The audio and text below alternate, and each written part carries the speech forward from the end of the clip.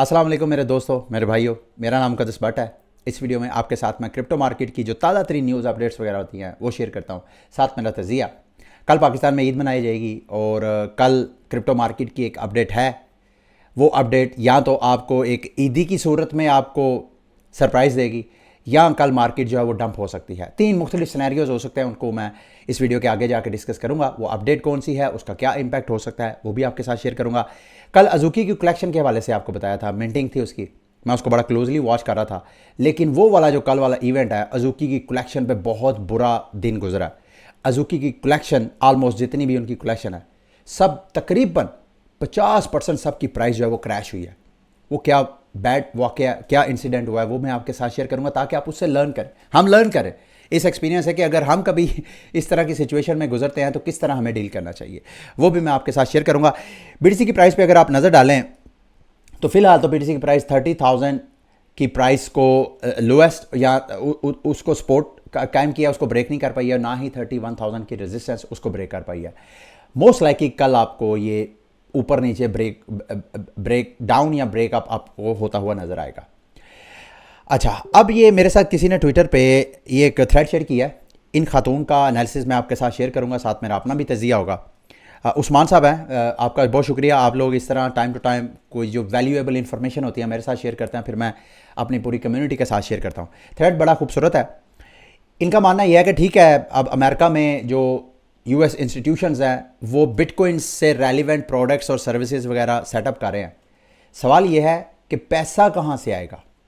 तो इनका असेसमेंट है, इन हर ऑनेस्ट ओपिनियन, इनका मानना यह है कि बिगेस्ट जो अनटैप मार्केट है जो बिटकॉइन जिसको एक्सप्लोर कर सकता है, या जो मार्केट बिटकॉइन को एक्सप्लोर कर सकती है, वो है टैक्स एडवांटेज्ड रिटायरमेंट अकाउंट्स। और जिसका ओवरऑल जो यूएस रिटायरमेंट मार्केट है, बकौल उनके ये 35 ट्रिलियन की ये मार्केट है जो कि इसको टैप कर सकती है। ये सिर्फ जो रिटायरमेंट के लोगों के जो फंड्स होते हैं, ऐसे फाइनेंशियल इदारे जो कि रिटायरमेंट्स वगैरह के फंड्स को अरेंज करते हैं, उसको मैनेज करते हैं, उनके पास 35 ट्रिलियन के करीब है। और अगर ये ETF जिनकी बातें चल रही हैं पिछले 15 जून से लेके अभी तक, सारी मार्केट ही उसी की बेस के ऊपर सारी रैली पकड़ रही है। तो ये अगर ये अप्रूवल्स वगैरह हो जाती हैं तो 35 ट्रिलियन की ये मार्केट है जो कि BTC में आ सकती है। ये सिर्फ रिटायरमेंट की जो टैक्स एडवांटेज्ड मार्केट है, ये उसकी बात हो रही है। अगर आप मुझे थोड़ा सा ये स्क्रीन पे आप नज़र डालें, यहाँ पे आप देखें तो जो अमेरिका की जो मुख्तलिफ जनरेशनल वेल्थ है, ये मुख्तलिफ पीढ़ी हैं। हमारी आम ज़ुबान में पीढ़ियाँ बोलते हैं ना, कि एक पीढ़ी, दूसरी पीढ़ी, तीसरी पीढ़ी। ये वो स्क्रीन पे अगर आप नज़र डालें, ये सबसे जो पुरानी पीढ़ी है, ये साइलेंट जनरेशन उसको बोलते हैं, जो कि 1920 से 1940 के दरमियान के जो लोग पैदा हुए उनको साइलेंट जनरेशन बोला जाता है। फिर उसके बाद बेबी बूमर्स हैं और इनके पास सबसे ज़्यादा सरमाया है, 78 ट्रिलियन, 78,000 अरब डॉलर के इनके पास एसेट्स हैं। और ये वो लोग हैं जो 1940 से 1960 के दरमियान में पैदा हुए हैं। 1960 और 1940 के दरमियान पैदा होने वालों की एज का आप खुद अंदाज़ा लगा सकते हैं कि वो 70, 80, 90 साल के हैं। वहाँ से वेल्थ जो है वो ट्रांसफ़र होनी है। जब वो वेल्थ ट्रांसफ़र होगी, अपने नेक्स्ट हेयर जो उनकी विरासत है जब ट्रांसफ़र होगी, तो जो नया जनरेशन है, जिसको मेरा ख्याल है जनरेशन अल्फ़ा बोलते हैं या जनरेशन Z बोलते हैं, उनके पास पैसा आएगा। तो पिछले दिनों एक सर्वे हुआ था, वो सर्वे मैंने आपके साथ भी शेयर किया था। उसमें बेबी बूमर जो है वो सबसे पीछे हैं क्रिप्टो अडॉप्शन में, और जबकि ये जो जनरेशन अल्फ़ा या जनरेशन Z है, वो मैं आगे आपको जाके बताता हूँ, वो जनरेशन जो है क्रिप्टो में सबसे ज़्यादा आगे है।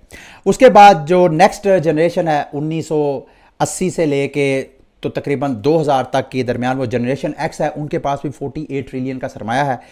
और नेक्स्ट जो जनरेशन है जो कि क्रिप्टो में सबसे आगे है पुरानी जनरेशन्स में, मिलीनियल, या इसको जनरेशन Y आप कह लें, जो कि सन 1990 से लेके तकरीबन 2010 के दरमियान पैदा हुआ, उनको इस जनरेशन में आगे, फिर 2010 से लेके अभी तक की जो जनरेशन है उसको जनरेशन अल्फ़ा कहा जाता है। ठीक है। अच्छा, अब ये जो सारा वेल्थ है, ये देखें, आप खुद देखें, को मेरा ख्याल है कोई कुछ नहीं तो ये 150 ट्रिलियन डॉलर के एसेट्स हैं। अब ये सारे एसेट्स, मैं सारे नहीं कहता कि क्रिप्टो मार्केट में आएंगे, बीटीसी में आएंगे, लेकिन इसके कुछ परसेंटेज भी आप काउंट कर लें। लेकिन ये ओब्वियसली उसी वक्त होगा जब क्रिप्टो मार्केट को सारी दुनिया में रेगुलेट होगी। और ये सिर्फ अमेरिका के जो जनरेशन है उनकी वेल्थ की ये डाटा जो मैं आपके साथ शेयर कर रहा हूँ। तो आप ये इमेजिन करें थोड़ी देर के लिए, ये लॉन्ग टर्म बीटीसी का मैं आपको पर्सपेक्टिव या आउटलुक दे रहा हूँ कि आइंदा 5, 10, 20 साल में बीटीसी में कितनी सरमायाकारी हो सकती है। और कल की वीडियो में मैंने आपको डिटेल्स बताया कि मार्केट में बीटीसी सर्कुलेशन में कितना है, जो सेलेबल है मार्केट में, सेलेबल बीटीसी कितना है उसको आप खुद देख लें। वो कल मैंने जो आपको बताया कि तकरीबन मेरा ख्याल है कोई कुल मिला के कोई $250 के करीब मार्केट में इस वक्त बीटीसी है जो कि बाय हो सकता है। बाकी अगर डिमांड बढ़ती है इससे ज़्यादा की तो बीटीसी की प्राइस शूट करेगी अच्छा खासा, ठीक है। अच्छा, ये बहुत अच्छा, ये एक इन्फ्लुएंसर हैं, को फाउंडर हैं पीयर प्रोटोकॉल के। इन्होंने जो ब्लैक रॉक की जो स्पॉट ईटीएफ के हवाले से टाइमलाइंस हैं और मार्केट में जो टाइमलाइंस हैं अमेरिकन इंस्टीट्यूशंस की जो एसईसी से अप्रूवल का इंतज़ार कर रही हैं, उसके हवाले से एक बड़ा खूबसूरत थ्रेड लिखा है। मैं मोटी मोटी इन्फॉर्मेशन आपको बता देता हूँ। उनका मानना यह है कि जो ब्लैक रॉक ने स्पॉट ईटीएफ अप्रूव किया है उसके फैसले जो हैं तकरीबन अगस्त, सितंबर और दिसंबर को इनके फैसले जो है आने शुरू हो जाएंगे। या तो एसईसी के पास 2 चॉइस होती है, सॉरी 3 चॉइस होती है। या तो ईटीएफ अप्रूव करे, अभी तक तो स्पॉट ईटीएफ अप्रूव नहीं है, फ्यूचर ईटीएफ अमेरिका में एसईसी ने अप्रूव किया हुआ है, या उसको रिजेक्ट करे जो कि अभी तक करता आ रहा है, या उसको डिले करे और ये भी करता आ रहा है। तो फिलहाल ये वो डेट्स हैं जिसको आपने क्लोजली वॉच करना है। मुमकिन है कि ये एसईसी का उनका ये स्वाबदीद है कि वो कब इसको अप्रूव करते हैं। वो मुमकिन है डेडलाइन से पहले पहले अप्रूव कर दें, मुमकिन है डेडलाइन से पहले पहले रिजेक्ट कर दें, लेकिन डेडलाइन पे जब आएगी तो वहाँ पे या डिले करेंगे, रिजेक्ट करेंगे या अप्रूव करेंगे। ये तीनों सिचुएशन है, ये डेट आपने जेहन में रखनी है।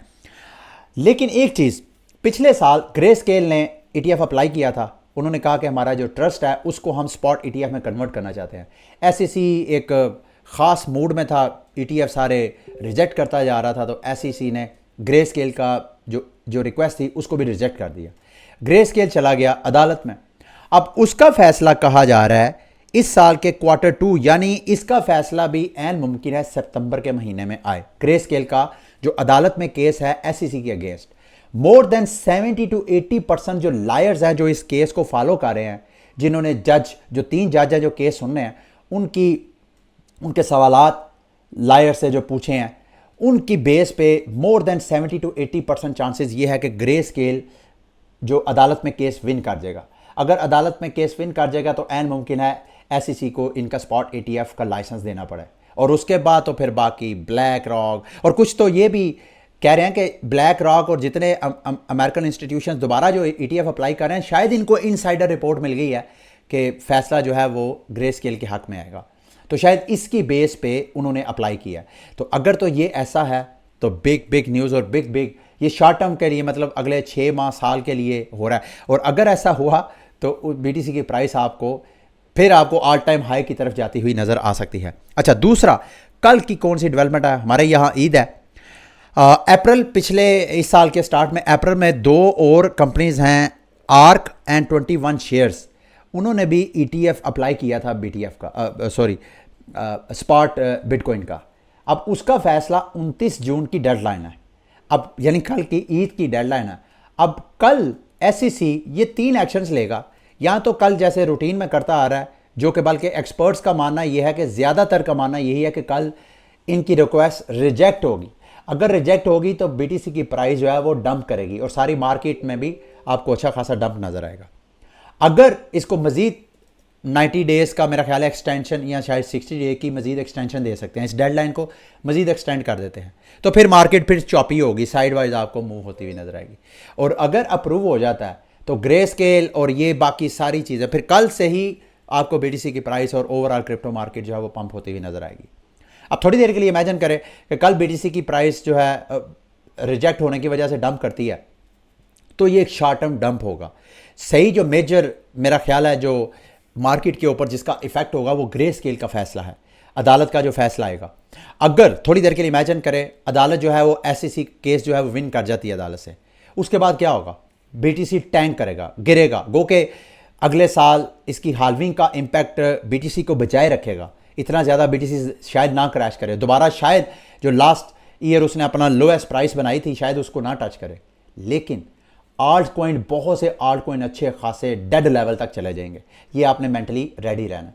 अगर फॉर एग्जांपल ग्रे स्केल का फैसला जो है मतलब न्यूट्रल रह जाता है, कुछ इस तरह की स्टेटमेंट आ जाती है कि जिसमें दोनों विन विन हो जाते हैं, तो फिर अगला जो टारगेट होगा वो ब्लैक रॉक की तरफ होगा, मार्केट के जो प्लेयर्स हैं, जो मार्केट के इन्वेस्टर हैं उसकी तरफ। और अगर फैसला जीत जाती है तो I am telling you BTC की प्राइस आपको with in few weeks month, ये सितंबर अक्टूबर, अगस्त सितंबर अक्टूबर, ये 3-4 महीने क्रिप्टो मार्केट के लिए अगर हम मैक्रो इकोनॉमिक और फंडामेंटल्स को वॉच करें और उसकी बेस पे हम एनालिसिस करें मार्केट का, तो ये 3 महीने बहुत इंपॉर्टेंट है क्रिप्टो मार्केट के लिए। इसको आपने क्लोजली वॉच करना है।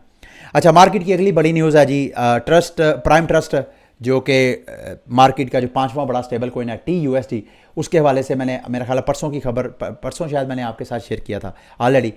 अब कल उसका खबरें हैं कि इनके जो वॉलेट्स हैं, लेगेसी वॉलेट, सन 2021 से ही इनके वॉलेट्स जो हैं उस तक इनकी एक्सेस ख़त्म हो गया, क्योंकि इनकी मैनेजमेंट जो है 2020 में इनकी मैनेजमेंट चेंज हो गई थी। जब नई मैनेजमेंट आई है उन्होंने लेगेसी वॉलेट क्रिएट किए हैं for some reason, unknown reason, मुझे तो नहीं समझ आई क्या रीज़न है, लेकिन उन वॉलेट्स तक इनकी एक्सेस ख़त्म हो गई।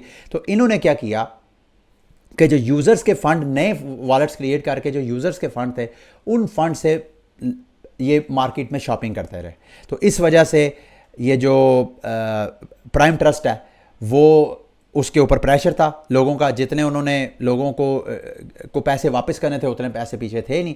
तो चूंकि प्राइम ट्रस्ट के साथ जो मार्केट का स्टेबल कॉइन है TUSD, उसके साथ उसका लिंक जुड़ा हुआ है इस वजह से। और दूसरा एक और ख़बर आई कि TUSD का जो ऑडिट कर रहा है, यानी ये जो स्टेबल कॉइन का, वो वाली फर्म है जो कि FTX का जिसने ऑडिट किया था, जो FTX एक्सचेंज जो पिछले साल नवंबर में मार्केट जिसकी वजह से अच्छी खासी क्रैश हुई थी, वही कंपनी इनका नाम बदल करके इनका कर रही है। तो ये क्रिप्टो सोशल मीडिया पे फड होने की वजह से या खबर होने की वजह से TUSD की जो प्राइस है वो टैंक की है। $1 पेज होने की बजाय वो इस वक्त 80 सेंट पे ट्रेड हो रही है। ये बाइनांस USA के ऊपर टेथर के अगेंस्ट, यानी ये जो स्टेबल कोइन के आपस में पेयर होते हैं USDC, USDT, BUSD, USDT, उसके पेयर में जो TUSD वर्सेस USDT है उसका पेयर 80 सेंट तक वो उसकी वैल्यू जो है वो नीचे गिरी है। ठीक है, अब आते हैं जी लास्ट में अज़ूकी के साथ कल क्या हुआ। कल मैंने आपको बताया था, अच्छा लास्ट में आप मेरे साथ रहिएगा, लास्ट में मैंने एयर ड्रॉप के हवाले से आपके साथ कुछ इन्फॉर्मेशन बड़ी इंपॉर्टेंट शेयर करनी है। कल जब मिंट हुआ, एक तो टाइम मैंने आपको बताया था कि 10-10 मिनट का गैप है, उस 10-10 मिनट के गैप की वजह से जो वेल्स थे, जो जिनके पास अज़ूकी थे, जिनके पास बीन्स थे, उनको सबसे पहले मैंने आपको बताया था अज़ूकी ने मिंट करने हैं, फिर बीन्स ने करने हैं और लास्ट में पब्लिक सेल होनी है। तो जो होल्डर्स थे वो सारे के सारे मिंट नहीं कर सके, उस वजह से मार्केट में अच्छा खासा पैनिक था। बिग वेल्स जिन्होंने, अच्छा ये मैं एक आपके साथ वेल का ये डिटेल शेयर करता हूँ, suicide.eth नाम का बंदा है, उसने 136 बीन्स मिंट किए थे 272 इथेरियम पे करके इस वेल ने, और जिसमें सिर्फ 29 इथेरियम उसने सिर्फ गैस फीस पे की थी। ये तकरीबन $54,000 बनता है। थोड़ा सा इमेजिन करें, $54,000 सिर्फ उसने माइनर्स को ब्राइब किया कि मैं सबसे पहले जल्दी जल्दी मिंट कर लूँ। उसने मिंटिंग के चक्रों में $54,000 सिर्फ उसने गैस फीस पे की माइनर्स को।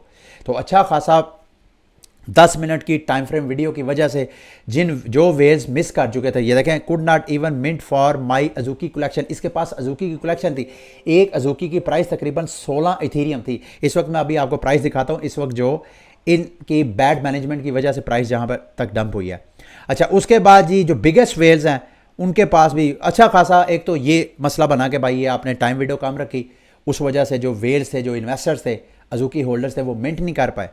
दूसरा, जो इन्होंने रिवील किया मिंट के बाद, जो NFT नए आए, जो पुरानी अज़ूकी की कलेक्शन थी, सेम टू सेम उसी तरह के करैक्टर जो हैं, नए जो अज़ूकी एलिमेंट्स थे वो करैक्टर ही निकले उसको ले। यानी पहले जो सप्लाई थी अज़ूकी की 10,000, देखें NFT की जो कलेक्शन लोग क्यों बाय करते हैं, बोर्ड एप, याड क्लब, लोग क्यों वो मंकी क्यों बाय करते हैं, वो इस वजह से बाय करते हैं क्योंकि वो यूनिक कलेक्शन है 10,000। और अगर उसी तरह की कलेक्शन कोई और बना देगा तो इसका मतलब है वो सप्लाई जो है 10,000 से बढ़ के वो 20,000 हो जाएगी। तो किसी NFT की जितनी, जैसे क्रिप्टो कॉइन्स और टोकन्स की सप्लाई जितनी ज़्यादा होती है उसकी वैल्यू डाउन होती है, NFT में भी सेम यही फिनोमेना है। जितनी स्केयर होगा NFT कलेक्शन उतनी उसकी डिमांड ज़्यादा होगी और उतनी उसकी वैल्यू भी ज़्यादा होगी। तो ये भी मार्केट में जो कुछ लोगों ने रिपोर्ट किया कि मेरा जो अज़ूकी है, वो जो मैंने अज़ूकी रिवील किया, अज़ूकी एलिमेंट, वो सेम टू सेम है। तो ये क्या, तो इसकी वजह से भी अज़ूकी में अच्छा खासा वर्ड कलेक्शन सप्लाई ज़्यादा होने की वजह से अज़ूकी की सारी कलेक्शन पे अच्छा खासा उसका इम्पैक्ट हुआ। फिर साथ जो है ओवरऑल आर्ट के हवाले से भी अच्छी खासी क्वेश्चनिंग की गई है कि जो आर्ट वर्क इन्होंने एलिमेंट्स में डाला है वो भी प्रॉपरली मैनेज नहीं किया, सही डिज़ाइन नहीं किया। ये 3-4 वजह थी जिस वजह से अज़ूकी की प्राइस में अच्छा खासा, अगर आप मुझे थोड़ा टाइम दें तो मैं ये देखें यहाँ पे बाय पे जाके आपको अज़ूकी की भी दिखाता हूँ पिछले 24 घंटों में उसका क्या बुरा हाल हुआ है। और दूसरा आपको जो बीन्स हैं, बीन्स की भी प्राइस आपको दिखाता हूँ कि उनका ये पहले तो अज़ूकी का आप थोड़ा सा ले जी 16 इथीरियम से कम हो गए, तकरीबन 9.88 इथीरियम पे इसकी मैं आपको बताता हूँ। यहाँ पे अगर आप आएँ पिछले 7 डेज़ की बजाय अगर आप पिछले 24 घंटों में इसका जायज़ा लें तो ये देखें प्राइस जो है अच्छा खासा पिछले 24 घंटों में डंप हुई है अज़ूकी की कलेक्शन। ये देखें यहाँ पे 16 के करीब थी ये मिंटिंग स्टार्ट होने से पहले, 16-17 इथेरियम इसकी प्राइस थी और कम होकर ये इस वक्त 9 इथेरियम है। मोर देन 50% आप डंप समझ लें। और सेम इसी तरह बीन्स के साथ भी यही है, क्योंकि बीन्स जिसने होल्ड करने थे, बीन जो थे तकरीबन 1.5 इथेरियम था, तो वो कम होकर आपको 72 इथेरियम नज़र आ रहा है। ठीक है, लास्ट में जी ये मैं एक लिंक आपके साथ शेयर भी कर दूंगा। ये अल्टीमेट एयर ड्रॉप लिस्ट है जिसमें टीयर 1, टीयर 2 और टीयर 3 के एयर ड्रॉप हैं। इसको आप 1 बाई 1 क्लिक करें तो आप इन सब के एयर ड्रॉप फार्मिंग वगैरह कर सकते हैं एक ही पेज के ऊपर। आप सारी टीयर 1 में ये है कि इन्होंने मार्केट से फंड्स भी अच्छे खासे millions of dollar fund raising की है, तो जब इनके टोकन टीयर 1 के लॉन्च हो गए तो उनकी वैल्यू जो है वो $1000 तक जा सकती है। टीयर 2 जो है ओबियसली उनमें फंडिंग कम है लेकिन वो भी प्रोमिनेंट प्रोजेक्ट्स हैं, तो उनकी भी आप सबकी आप कर सकते हैं। इसमें टीयर 3 है, टीयर 3 जो है लोएस्ट है, उनको भी आप कर सकते हैं। अच्छा, एक चीज़ मैं आपको ज़रूर बताना चाहता हूँ, ज़रूरी नहीं कि ये जो सारे टीयर 1, 2, 3 में जो ब्लॉकचेन जो है जो अपना एयर ड्रॉप एक्सपेक्टेड वो ज़रूर करेंगे।